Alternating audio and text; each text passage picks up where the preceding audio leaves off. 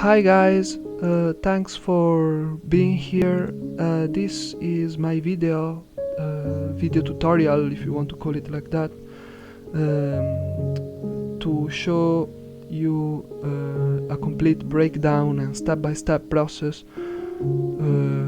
to apply for British citizenship and naturalization, and then apply for the UK passport. So this is an intro, and I will just give you a general overview of what to expect and what is the video about. So just something I want to say from the start: this is not a video made by an experienced UK immigration lawyer, so in general always do your research, check other sources of information and knowledge, because I will give you my from my experience, but probably there are different situations out there, so you want to make sure you really try to do a lot of research about this. I don't think it's a very complicated application after all, but I did study how to do it because it's very expensive, so I didn't want to get it wrong basically. My application was successful, so I think I did something right at the end, but yeah, just want to make sure you guys know that it's better if you really see the bigger picture and just don't base yourself on one point of view. As I was studying for this application, there were so many videos that I was looking at to kind of understand how the application worked, but something I didn't find is really physically what document you need to upload to prove your residence, the references, your qualification, if you have a degree in English, all these kind of things. They were just kind of general about showing you from the website what in the website is written, and that's it, and it's okay, but then you don't physically have something tangible to know, okay, you need this, then okay, I can do the same.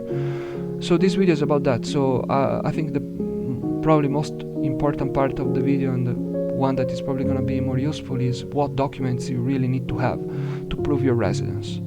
So stay tuned for that. What else do I need to say? So just another disclaimer: my microphone sucks so bad, so I'm sorry if my voice is lower sometimes. I have some background music. I hope it's okay. That doesn't cover my voice completely, because it's not good if it does. But one thing you guys need to know, that's important for the application, is that I arrived in the United Kingdom as European to study uni before the Brexit. So then, when the Brexit was basically starting, I entered the EU settlement scheme. So pre-settled status, settled status will be ILR. So my application is basically 5-year residence route plus 1 year settled status. So that's basically how you would identify my application. So if you basically want to apply for British citizenship as a refugee, or like a spouse, or someone who works for the Crown Service, that's a bit different, so probably want to see a video for that. But if you're interested about the overall process, I think it's the documents are still very general and still relevant to any application. You can stick around and see. Another disclaimer is that my application is very overkill, so I've got tons of documents, just because I didn't want to give to whoever it was checking my application on the other end to have a reason to deny my application. I really wanted to provide everything I had, and it was also a good thing to do, so I could put everything together, because I wasn't really organized when I arrived here. I was working all the payslips, I didn't care about them, I didn't keep them. So as I was doing the application, I had to go through every company I worked, every some of my landlords, and ask for the proof, for all those things. So it's not good. So it's good if you start already being organized and do your work it's gonna be super beneficial, because at the end I had to do it, and it was a bit boring because I had to, go a lot of emails, waiting for replies, waiting for people to give you what you need. So fuck, it's boring. and that, yeah, that's it. So what is this video about? I think I told you everything. I told you what to expect. Then I can give you the chapter real quick. So this is the introduction. Then after we are gonna talk about the life in the UK test and English test. So these are the tests you need to do to along with your application, because otherwise they don't accept you. After that, application walkthrough. So the PDF, as I was doing, now I don't remember if I said that, because it's the 4th time I do this intro, but as you do the application, you do a PDF. You can save your application progress as a PDF, and I have the PDF page by page, so I will show you that, all the answer you need to, all the, the question you need to fill, you need to give answer to, and it's good because it's, you can see is easy, that is not very complicated. After that, the documents, every single document for, to prove your residence, all the documents you need. After that, the UKVCAS appointment and document upload, because you don't upload the documents on the government website, you upload the documents on the UKVCAS system. The UKVCAS system is, I think, it's another system, is different from the government website, so you can we can talk about it together. And yeah, the UKVCAS appointment. After that, there is the citizenship ceremony and the certificate. I'm gonna show you the certificate. And last but not least, the passport application. So I'm gonna explain to you how the passport application work, the documents you need to provide, because it's sort of another application, and the full timeline afterwards. So basically the time frame of every step. So how long did it took from the submission of the documents, which is basically the official submission of the application, to the, when you receive the passport in your hand. So that's it. That's my video. Again, if you have any comment about it, you can write on the comment section. I'm happy to hear it, and I really hope this is helpful to someone out there someday. And yeah, cheers for being here, cheers for sticking around, and yeah, let's see this application, how it works.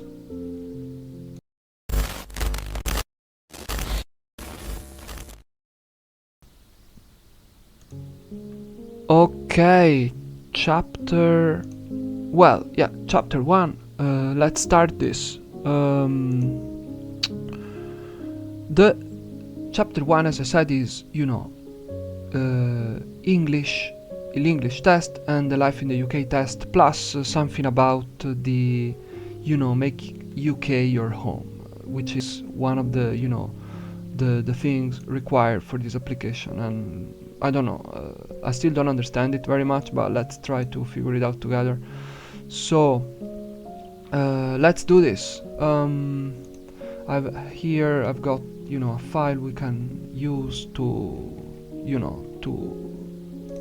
to see things more clear. So, life in the UK test. So this is a test about general British culture and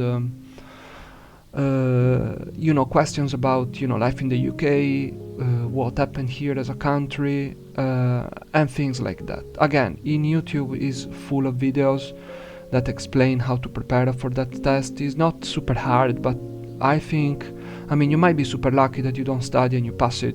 Sometimes it happens. But I did study a bit. I think I studied 3 weeks, maybe not much, maybe 20 minutes a day, 10 minutes a day when I was on lunch break. I did study completely on the official Life in the UK test. So let me just try to see if we can, see the website together. I think this is the website, and you can you know, I think by subscription, and I did 3 months. I paid 3 months for $10. And why I did this? I didn't buy a book. I did it because I wanted to do the mock test. I think from the mock test 3 months, $10. From the mock test you learn the most, because you can really, be used to the test, and when you're there doing the test, you kind of feel okay. It's not like, I think if you just read and study, it's not good. I think it's like the drive license, you need to do the test a lot. I want to give something about this test, a bit, my opinion. So there are questions of this test that are kind of super hard, and it's you feel like, why am I learning this? And other questions that are super stupid, like, if one of the British values is being a mean and evil person, and and things like that. And those questions are super easy. But when I was at the test myself, I could feel that it's kind of balanced. You don't get a test that is super unlucky, which has only hard questions, and a test that is super easy, that you can pass even without studying. I think that is not really what's happening. It's more balanced, so you get a bunch, maybe, I don't know, let's say 20% hard questions, then you get, I don't know, maybe 40% medium questions, medium difficulty questions, and then other 40% of super easy. So if you study a bit, you can pass it, and maybe be wrong on the super hard questions, like those kind of Olympics 50 years ago, who won the Olympics 50 years ago, stuff like that. So the test is okay, it's not impossible. I did pass it the first time, but I know people that had to do it more than once, so prepare for the test. The English test. So I didn't do the English test, but I did, check before how to do it. Because why I didn't do it? Because I have a degree in English. So if you have a degree in English in a university in UK, you don't have to prove your language skills. So I basically, I just uploaded my degree certificate, and after I will show you. And my language skills were already, sufficient, to prove that degree was sufficient, was enough to prove my language skills. But in any case, for the Life in the UK test, you need like a B1. B1 is not super high. I don't think it's too tricky to get, even without studying. Probably if you've been here for 6 years anyway. But go online, find the video that explain that. But you got IELTS, language cert. I'm not sure about this. Person and Trinity College, but I think IELTS and Trinity are the main one. Then there are probably others, but in any case, you are aiming for B1, and these are the tests. Okay, so before we finish this chapter, make UK your home. So these are the rules. Again, this is not a video about going to the website and see from there. It's more like a kind of personal breakdown of a kind of real life application. But among the rules, you need to basically intend to continue live in the UK, or in the Crown Service, blah, blah, blah, all this stuff. What does it mean? I didn't buy a house. I didn't really. How can you prove you're gonna stay here you want to stay here forever? It's just a statement. After I will I think, at least in my opinion, it's a statement you make. I think they ask you on the application, and you need to tick yes, and you can write it after as a presentation letter, and I will explain how. But you don't really have to prove, at least for from a European that was here, that applies. You don't have to own a house or own a company that basically make you kind of very stable here, or represent some sort of stable setup. I am renting, and I don't own any land or house in the UK, so This one is a bit of a strange thing that I also at the beginning I didn't understand, so I intend to continue. How do you prove it? How can you prove it? But yeah, don't worry, this is not really a big deal anyway. So this is the chapter 2, the test. Hope it's clear. So let's continue, let's keep going.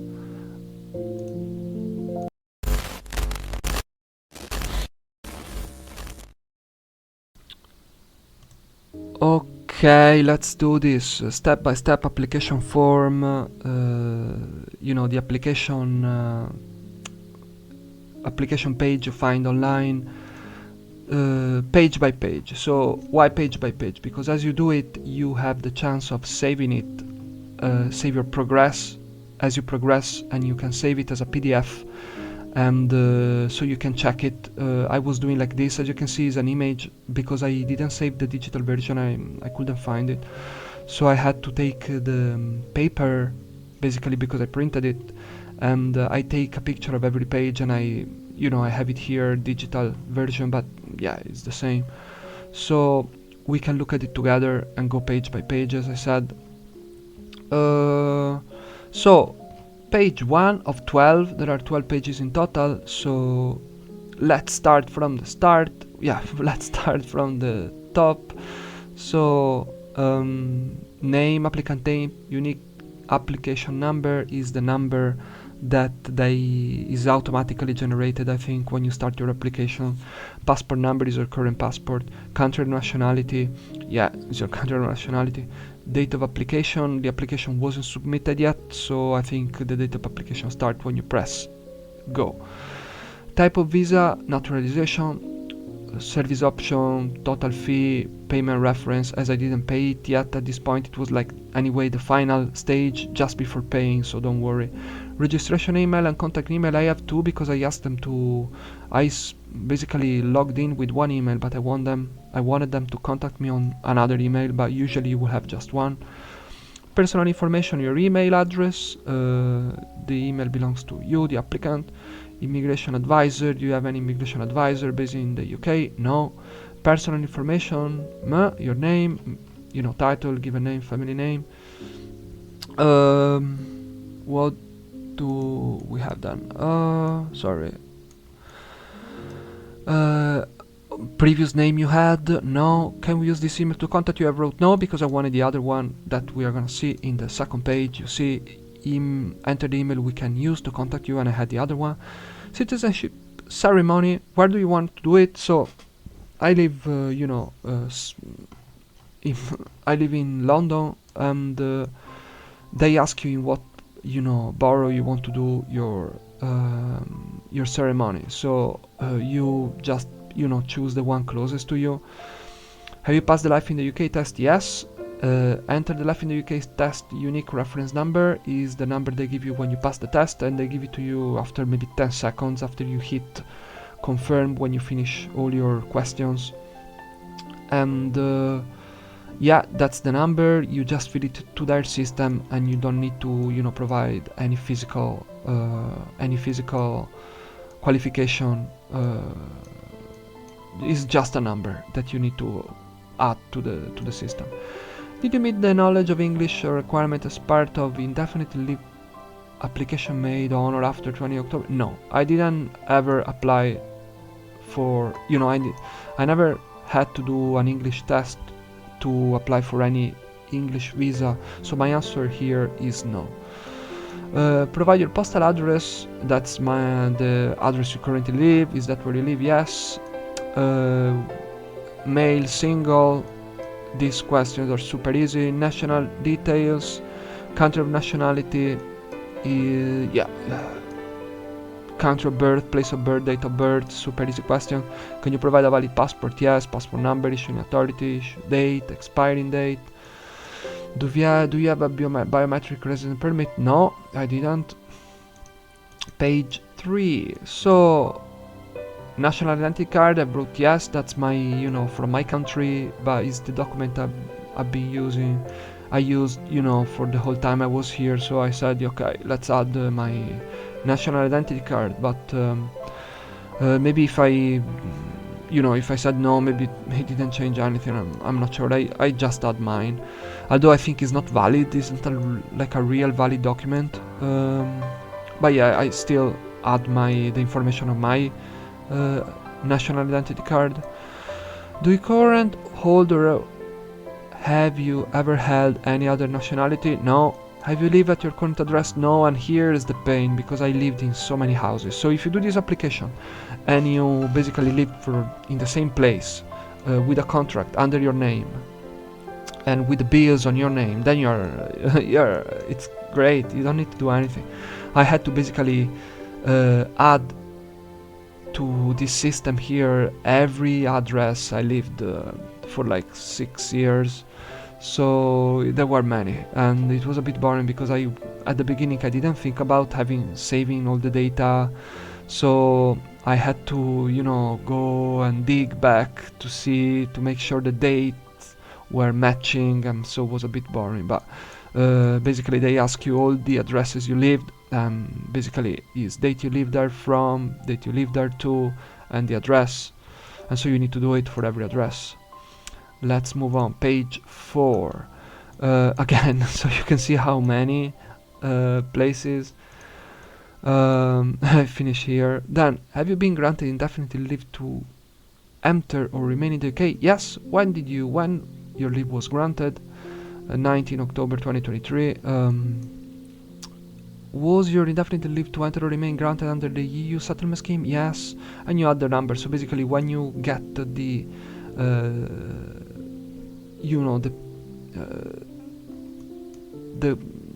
how do you say, the status granted, they give you a document, and this document has a 16 digit code, and you add that code, that is the ILR, basically indefinite leave to remain is ILR. I'm not sure about the indefinite leave to enter, but I think if you are under the EU settlement scheme is indefinitely leave to remain ILR. And you need to have that for 1 year, so 5 years plus 1 year of ILR to apply for citizenship under this scheme. What is your current national insurance number? So that's your national insurance number. If you work here, you have it. Telephone number. Where do you use this telephone number? In UK and out. Are you completing this form on behalf of someone else? No. Child information. Do you have any children? No. Then they ask you your parents' details, the name, country, and date of birth for both parents. And then they ask you about the trips outside the UK. Even here I was like, oh my god, how many trips did I do? I don't remember. How can I prove it? You need to write it. And I think I've got something. Wait a second. Yeah, I've got something interesting here. Let me just download it. I don't have it right here. Give me a second.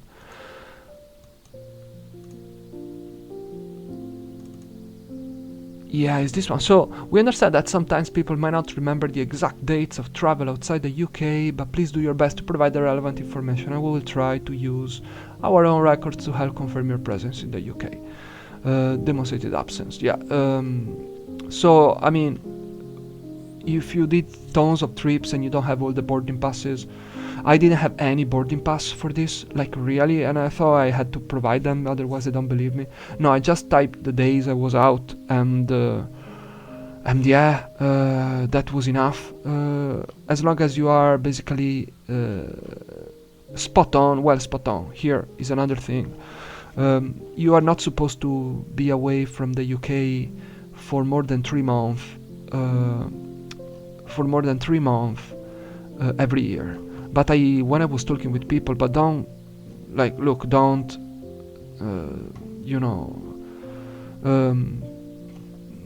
take this too seriously. But when I was talking, they said that people applied for citizenship and obtained it while they were like out of the UK for like so many months. I'm not sure how much they are, taking care of. But I was correct. I didn't have more than 3 months every year. But yeah, I'm not sure how this is, how precise they are, how picky they are on this. So also do your research and stuff, okay? But just so you know, I didn't provide any boarding passes. Is also something I was wondering about as I was doing the application, about my absence. I don't have the boarding pass. That's fine. I didn't provide any. I just fed into the system the dates I was out and the reason. Then I think now they start the question about criminal activity. So in either peace or wartime, have you ever been involved in or suspected of involvement in war crimes? No. Let's move on. Page 7. Have you ever been involved in supporting terrorist activities? No. Here there are just a lot of no. About wars and stuff. Yeah, hopefully you are also you are also gonna say no. Do you meet this residence requirement? Yes. And this goes back to the resident requirements. I think this is proof the residence. Yes. Are there any reason why you cannot meet the requirement to become a British citizen? No. If you do not meet the statutory requirements, are there any special circumstances? No, because I did met them. So,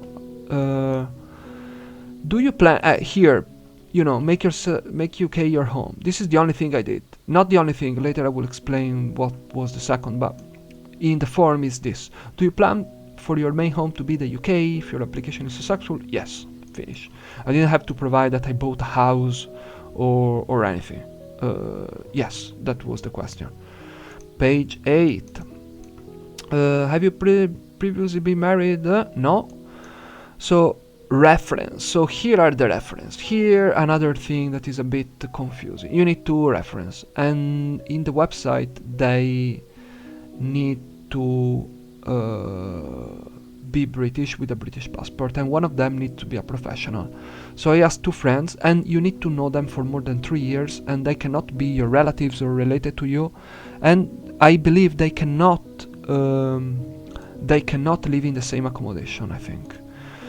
So I've got 2. I was lucky I have 2 British citizens that could vouch for me, and these are the data you need to feed about them. Title, name, family name, sex, date of birth, address. Had they live in this address for more than 3 years? And this is the cheeky things. So one of them didn't. So I had to provide more than one address for them. But the other did. So it was good for that. But you see, they ask you if this reference, if these guys, if these British people that are gonna be your reference, if they lived in the same address. So also this one, when I saw it, I said, oh fuck, because yeah, they wanted to, you had to write also their previous address. Then they ask you their phone number, their email address, their profession, because one of them needs to be a professional, and there is the list on the, on the government of all the professions you can, they need to be. So like a teacher, a doctor, a lawyer, stuff like that. Does your referee have a British passport? Yeah, you need to give the British passport number, and how you know this, and how does the referee know the applicant, so where you meet them, and how are they your friend. Then your second referee, same questions. Let's move to page 9. Have they lived at this address more than 3 years? No, you see, and then bam, you need to write it. I think the previous one was yes, isn't it? Let me see. Sorry.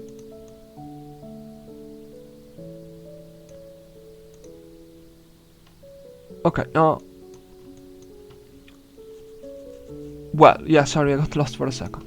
Anyway, after the references, you need to fill your employment details. So are you currently employed? Yes. What is your occupation, type of employment, employer business name and address, the start date, and the tax office reference number. I think this is in like one of your payslips, in the payslip or something. Conviction or other penalties. I've been declared bankrupt. No. These were all no for me. Then let's move on. Page 10. No, that were no. Anytime you have any other the following in another country, no. Immigration detail. Have you made any previous UK immigration application in the UK or abroad? Yes. Do you know any other detail that you would like to be considered regarding application? No, this was no for me. So now they ask you the two application. I made two in my case. I had the pre-settled status and the settled status. Both of them had the code and the issuing date. So those were the data I fed to the system. Page 11. Was the application made in the UK? Yes. Were your fingerprints taken? No. Have you previously made any other UK immigration application? No. I just did those two. English language. Do you have a degree that was taught in English? Yes. So this is the thing that saved me from doing the English test. Country your degree was taught, United Kingdom.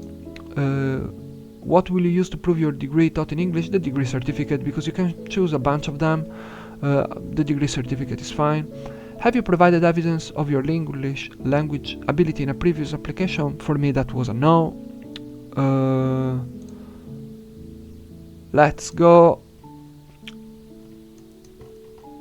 Documents. So these are the documents you basically need to provide, but I provided more. But anyway, the documents they ask you at this stage is the passport issued for you, the proof of living in the UK, then the degree for to prove your English language ability, and to reference. And so basically this is the final thing. Basically they are saying to you, hey, if you want to be successful, you need to have this stuff to proceed to be to be naturalized. Page 12 is the finish, is the final page.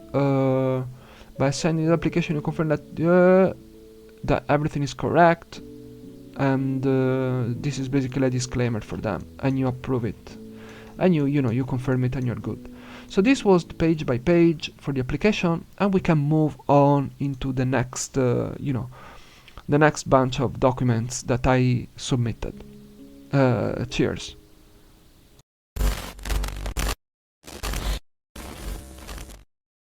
The documents, every single document I uploaded. We're gonna see that in a second, but before I wanted to just clarify something. So I think basically the 12 pages of application I just been through with you right now is basically your statement. You say I am like this and I want the naturalization. When you upload the document is your time to prove it. So how does it work when you confirm your application in the government website? You pay, and they ask you then to go to the UKVCAS website. UKVCAS is another system, is not the government, I think. They ask you in the UKVCAS to create an account and upload your documents. How does the upload work? When you upload your documents, you basically select them. You can drag and drop them in groups, and as you drag and drop them, you need to set a category. So later I think I have a screenshot to show you, but it's gonna be maybe finances, accommodation, education, stuff like that. And those documents cannot be more than 6 megabytes, so be mindful that you need to make sure you don't have very heavy files.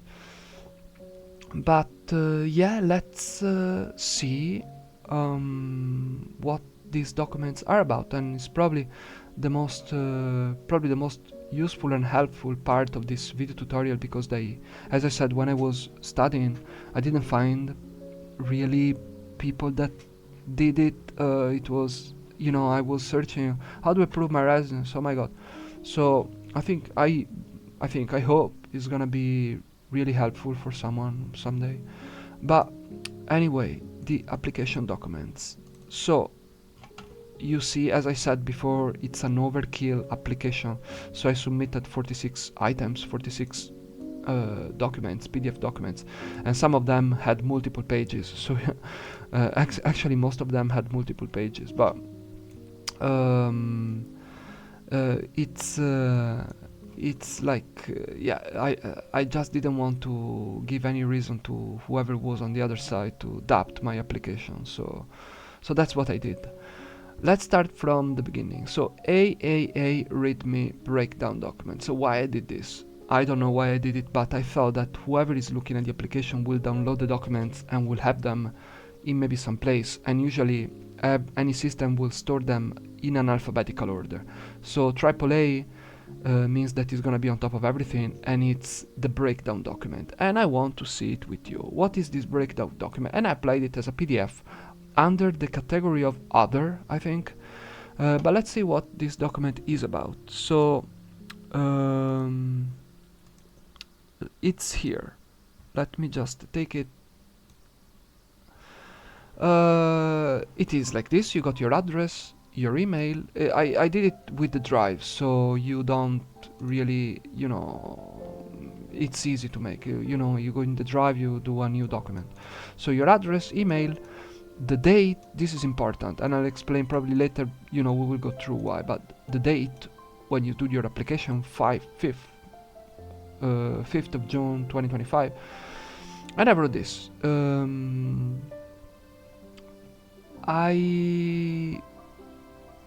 I set it up like this: date, and then to whom it may concern. I hope this finds you well. My name is, and this letter provides a breakdown of the documents I've submitted in support of my application for citizenship.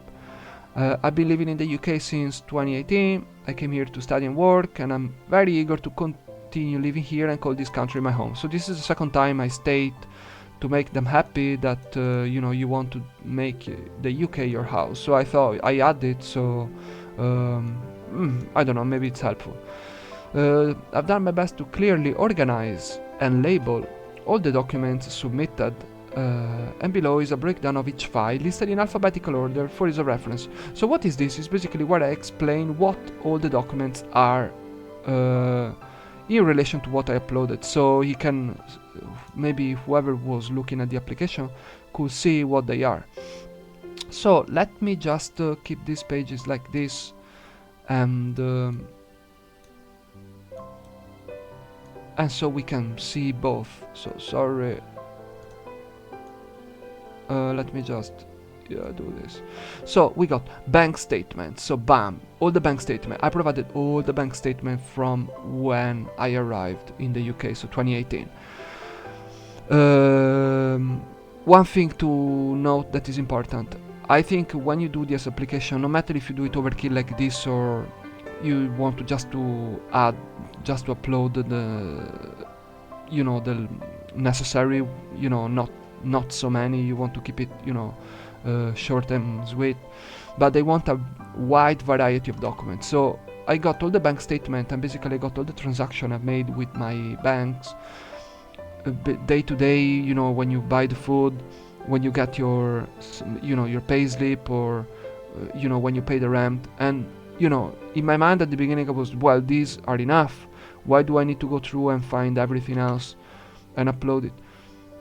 I think this application, they want a wide variety of documents. You need to prove like different things. So the bank statements, employment, letters, contracts of houses, bills, which I didn't have any, anything that really show your name and your address basically. But anyway, bank statement. So I did all of the bank statements since the day I was here, so it's more than what I needed, but I just added them. I said, okay, let's do it. I had two banks. I got so I did it for both banks. Employment document. So this is one very important. So you see how I name it. So it's bank underscore employment underscore and so on. So it will be in the same alphabetical order that you can you can find if you place them all in a folder. So I thought this makes sense, and it's easy to understand. Employment documents. Here in employment documents I have the confirmation of employment. So is when I asked basically the manager, and I said, can you do a confirmation of employment where you have my name and the date I was working there and for how long. and it's signed from a real person and with their email, so they can be contacted if they want to cross check if you say the truth or not.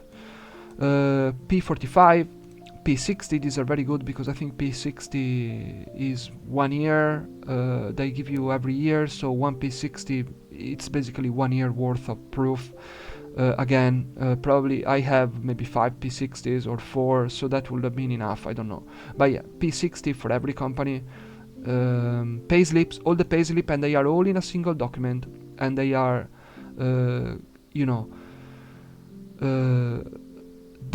merged together as a single PDF for every company. I didn't want to do like payslip for 1 year, payslip for second year, because I worked in different companies. So in 1 year maybe I worked in more than one company. So I found it a bit messy. So I did this selection by company, not by year. I thought it was more tidy. So payslip, and then again another company, same thing, confirmation of employment, P60. In this company I work more, so I have more than one P60, even the first one probably. No, I don't have it. In the first one I have only one. P60, payslip, same thing, confirmation of employment, P45. Here I didn't have any P60. Confirmation of employment, P45, P60, payslip. So you see, always the same, very consistent, and bam. Letters with name and address. So this is, I've included a single PDF containing images. Well, actually, let me read. I've got I skipped this in my letter. So bank statements in alphabetical order, this should be the first one to appear. I've included bank statement for the year I arrived in the UK up to now. Yeah, and then I explained that I had 2 bank, and that's it. Employment documents, these are all the supporting documents I could gather for my current and past employees. I grouped them by employer, rather than by year, as I felt that was the most logical way to avoid mixing documents. In this section you'll find a range of paperwork, employment confirmation letters, P45, P60, and I said that there are some gaps in my payslips, but I think in general all this should give a very wide overview. Letter with name and address, these are here, one PDF merge. Maybe I have 5 letters with my name on it. When you apply for your national insurance number, you receive a letter from I think the Home Office or Financial, I don't know.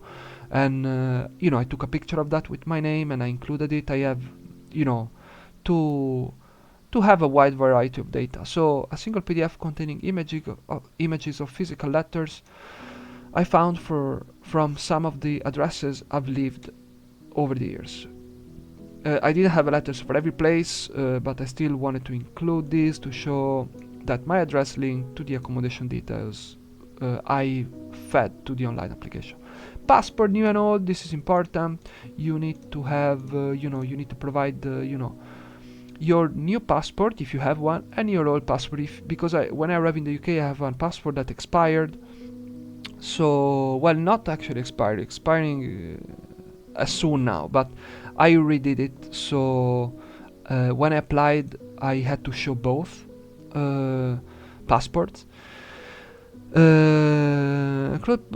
haven't scanned every single page, so here even something I didn't understand, if you need to scan, if you travel in Asia they put a stamp on your passport. If you do that you need a picture of that. I didn't have that after I came in the UK, so I just scanned the first page, the one with your name and details.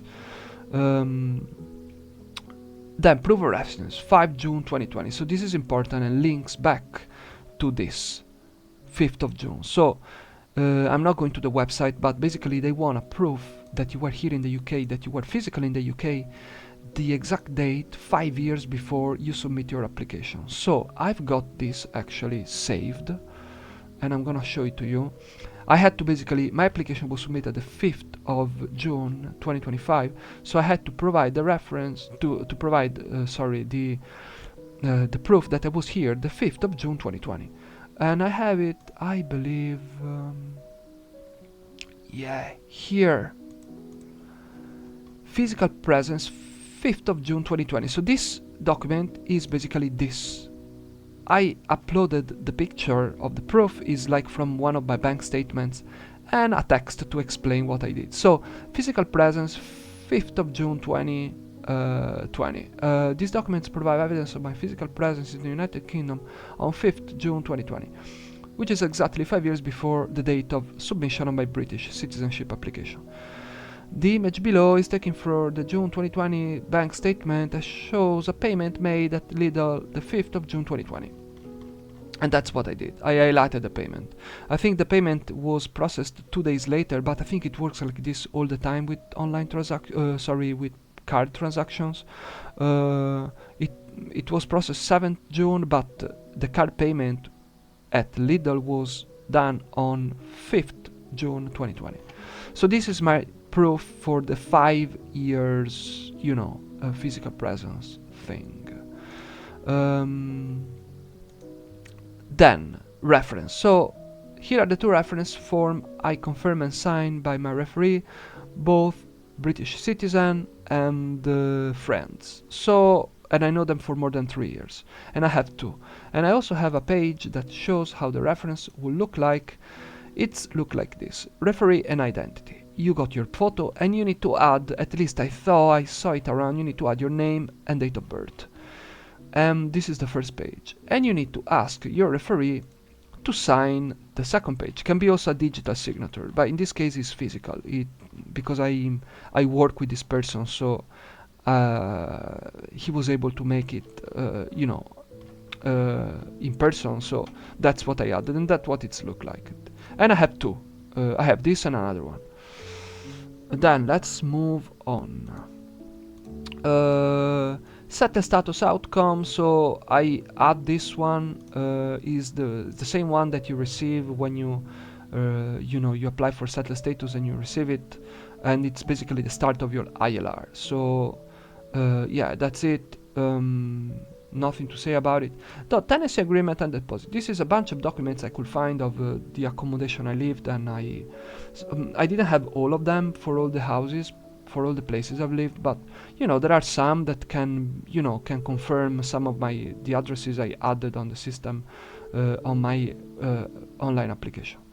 And then to conclude, the university document. So degree certificate, transcript, and even a student statement, I think, that was saying that I was living in the campus for that period of time. So these are all the documents, and I think it's it. Conclusion, yeah, thanks, warm regards. I think it's everything for this chapter. I'm talking forever. This video is gonna last forever. I don't think I have anything else to show right now. Let me see. Yeah, that's finished. Okay, let's jump to the next chapter real quick. Cheers.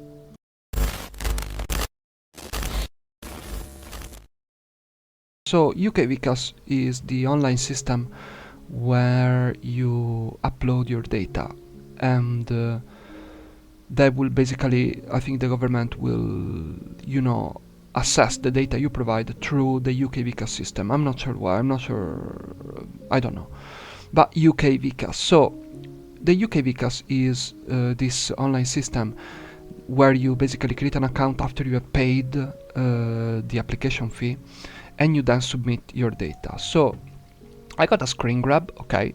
This is the email you get after you submit all your documents. So you get your unique application number, which is basically the number of your naturalization application that they give you at the beginning.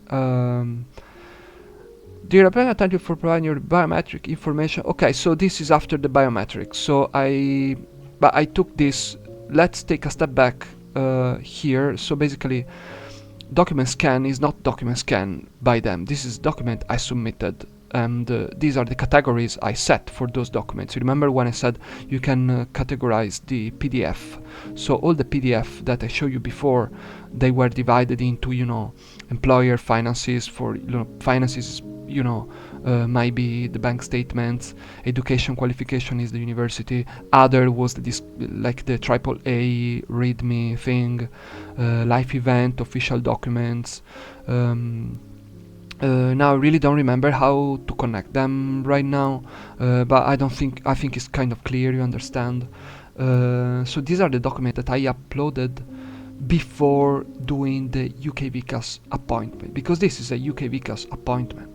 Um, the after you basically after you send you pay the money, you log into the UKVCAS and you upload your documents, you need to take a UKVCAS appointment to go in person, do your biometric, which are fingerprints and pictures, and then and only then is the time when the application is submitted to the government. Not before, it's after the UKVCAS. So after you go there, you take your fingerprints, they take your picture, and also, and here depends by the dude you find at the UKVCAS office.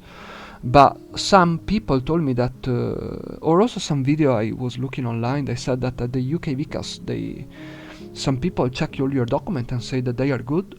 They say, yeah, everything is good here, everything is fine. The dude that day when I arrived there didn't say that. He asked me, so you are happy with all these documents? It's fine. And I said, yes, it's fine. And the one thing he did, I remember, he scanned my passport. For that he took my passport, both old passport and new passport, and he scanned them. I'm not sure why, because I did also send an image in my application originally with both of the passport scan, but he did an application on the spot. He did a scan of my passports, both new and old one, on the spot, on the place, on the day of my biometrics. After he does your thing, you take your picture and fingerprints, you say confirm, fine, thanks, and bam, you get this email. So thank you for providing your biometrics. Your application will be now sent to the UK. You say the system, the UKVCAS, send it to the UK Visa and Immigration, UKVI, for consideration. UKVI aim to make a decision within their published processing times, which are from 3 to 6 months. After we are gonna see in the next chapters how long it takes, but for up-to-date information, check okay, usual thing. And that's it. So that's it for the UKVCAS. I don't think I need to mention anything else from the UKVCAS thing. And what you need to bring, what you need to bring to the UKVCAS appointment. I think I brought my passports and my unique application number, probably, because I don't remember exactly. Well, I don't think it's a crucial thing to say here, but you arrive there with your application number, you say this is my application number and I found you in the system. Or maybe it's actually something with the name, so you say your name and then they track your application number and say, oh, it's you, yeah. Because when you take the UKVCAS appointment, you set a time and day, so they're gonna have your name for that day. But yeah, I think that's it for the UKVCAS appointment. Let's move on to the next chapter. Let's do this.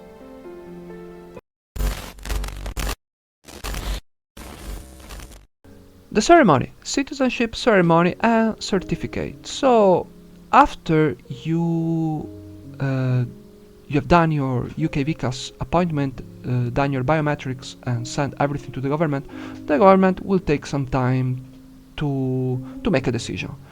If the decision is, if you are approved, if your application is approved, you will receive something like this. Dear, reference number is the reference number, of the application. Citizenship ceremony invitation. Application for British citizenship by you. I'm pleased to tell you that your application for British citizenship has been approved. And this email, I believe, will... I don't remember if it's another email they send you right after or is in this one. Sorry, I haven't checked, but I think, it's not such a key information. But they give you a link to where you book your ceremony, and you can choose the day and time. And the ceremony is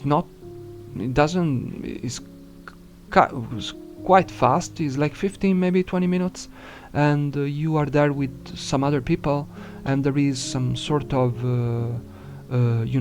host that will say a bunch of things about becoming a British citizen, congratulate with you, and also something I remember, he asked you if your country allows dual citizenship. So it's a question this person asked me, but yeah. In any case, this person, yeah, will make some sort of, official kind of statements, and then they will ask you to, to pledge your oath. And there are two kinds of oath. You can take it, you can pledge to the king or to the Bible. You don't need to learn anything by heart or memorize anything. They will give you a document, and in this document is written what you need to say out loud and standing. In the same room there is a picture of the king and and the Union Jack. You can take a picture of that, and then they will give you some gifts. They give me also a small UK flag, and I think a passport kind of cover. But what you are there for is, of course, you are now a British citizen, sorry, and the document that proves it is this one, the certificate of naturalization. As a British citizen, BDB, from the date of this certificate, your full name, date of birth, place and country of birth, the date of the certificate that was given, and this is the one you need for the next steps that we are going to talk about in the next and final chapter. Okay, so it's almost done. Stay with me till the end, and cheers.